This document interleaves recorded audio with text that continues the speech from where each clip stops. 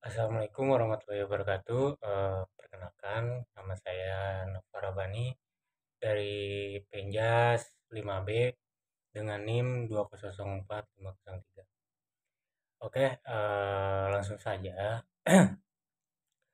Apa yang dimaksud dengan pendidikan melalui aktivitas jasmani? Yang sudah saya dapat yaitu menurut anggapan saya, inti dari pengertian pendidikan jasmani merupakan suatu proses pendidikan dengan menggunakan gerak sebagai medianya, yang dilakukan secara sistematis untuk meningkatkan dan mengembangkan keterampilan motorik, sikap, nilai-nilai sosial, emosional, dan intelektual. Tujuan pendidikan life skill.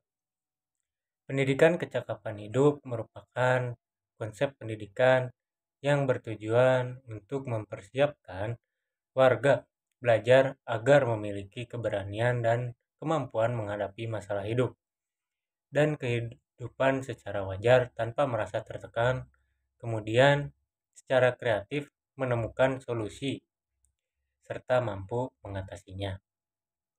Apa yang dimaksud dengan GBPP? Garis Besar Program Pembelajaran. Garis besar program pembelajaran secara sederhana dapat diartikan sebagai silabus. Jadi GBPP itu garis besar program pembelajaran itu secara sederhananya atau biasa disebutnya gitu ya. Biasa kita artikan atau orang lain mengerti yaitu namanya silabus.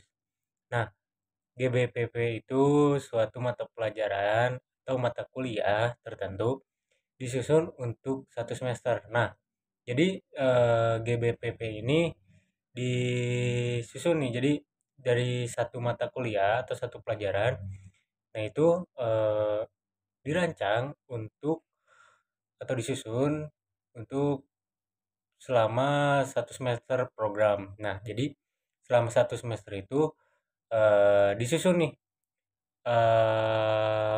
per mata kuliahnya atau per mata pelajarannya, program pembelajarannya gitu. Jadi garis-garis besarnya gitu. Nah, GBPP sangat bermanfaat untuk dosen sebagai pedoman mengajar dalam satu semester. Nah, jadi GBPP ini kan biasa diartikan sebagai silabus gitu ya. Ini tuh sebagai pedoman atau jalan untuk dosen atau para guru agar berjalannya dengan lancar gitu selama pembelajaran selama satu semester. Apa perbedaan antara RPP dan silabus? Nah, perbedaan silabus dan RPP bisa dilihat dari isi dan proses pembuatannya. Dijelaskan dalam buku modul resmi PPPK Guru Bahasa Inggris tahun 2021 sampai 2022 susunan Garuda Eduka. Umumnya silabus tidak memuat langkah-langkah pembelajaran, sedangkan RPP memuat langkah-langkah pembelajaran. Nah, jadi untuk silabus itu tidak memuat nih langkah-langkah pembelajarannya seperti apa gitu ya. Sedangkan RPP dijelaskan secara rinci langkah-langkahnya seperti apa dalam melakukan setiap kegiatan atau pembelajaran gitu ya. Silabus silabus disusun oleh tim penyusun kurikulum, diperiksa oleh ketua program studi dan disahkan oleh dekan. Jadi si silabus ini disusun nih sama tim penyusun kurikulum atau di sekolah itu ada pihak kurikulumnya gitu ya. Nah, atau di misalkan di perkuliahan atau di kampus ada tim penyusun kurikulumnya. Nah, jadi kurikulum itu disusun dulu nih, baru diperiksa oleh Kaprodi. Nah, si Kaprodi ini nanti akan memeriksa atau seperti kayak mengkaji lah dari si hasil susunan kurikulum tersebut gitu. Nah, setelah sudah diperiksa atau dikaji oleh Kaprodi, lalu disahkan oleh dekan. Nah, jadi diajukan ke dekan bahwasannya RPP sudah sesuai dengan kurikulum atau silabus sesuai dengan kurikulum dan sudah direvisi oleh pihak Kaprodi. Nah, lalu pihak dekan pun menyetujuinya gitu atau menyesahkannya. RPP dibuat oleh siapa? Nah, rencana pelaksanaan pembelajaran atau disingkat RPP adalah pegangan seorang guru dalam mengajar dalam kelas. RPP dibuat oleh guru untuk membantunya dalam mengajar agar sesuai dengan standar kompetensi dan kompetensi dasar pada hari tersebut. Apa sih yang dimaksud dengan literasi fisik? Ruther dan kawan-kawan tahun 2010, literasi fisik merupakan konsep kebiasaan gaya hidup sehat. Literasi fisik ini mengandung 4 komponen. 4 komponen. Komponen yang saling terkait itu motivasi dan keyakinan, motivasi atau keyakinan. Yang kedua ada fisik, yang ketiga ada kognitif, pengetahuan dan pemahaman, dan yang keempat ada perilaku. Nah, tapi di sini hanya ada tiga panah gitu ya yang membentuk lingkaran. Yang pertama itu ada motivasi, knowledge, valuing, valuing, yang berartikan motivasi atau keyakinan untuk menghargai pengetahuan.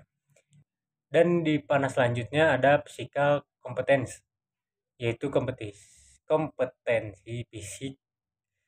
Dan yang ketiga itu ada confidence, to be, yang berarti percaya diri dan menjadikan active for life atau aktif seumur hidup. Output, outcome, sport for life, active for life, more active student for healthier generation. Yang pertama ada competitive for life, yang kedua ada fit for life. Nah, fit for life itu terbagi menjadi 3, yaitu train to win, yang kedua ada train to complete, yang ketiga ada train to train. Podium pathway atau building a solid foundation. Nah, itu terbagi menjadi 3. Yang pertama ada learn to train, yang kedua ada fundamentals, yang ketiga ada active start. First involvement, awareness, developing, physical literacy for life, hasil olahraga seumur hidup. Aktif seumur hidup, siswa yang lebih aktif untuk generasi yang sehat.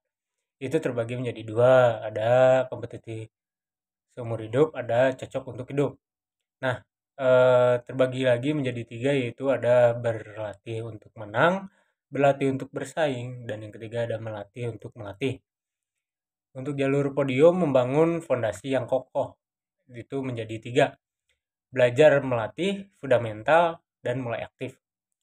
Keterlibatan yang pertama yaitu kesadaran, mengembangkan literasi fisik untuk hidup. Mungkin mohon maaf apabila penjelasan saya kurang jelas atau ada yang kurang.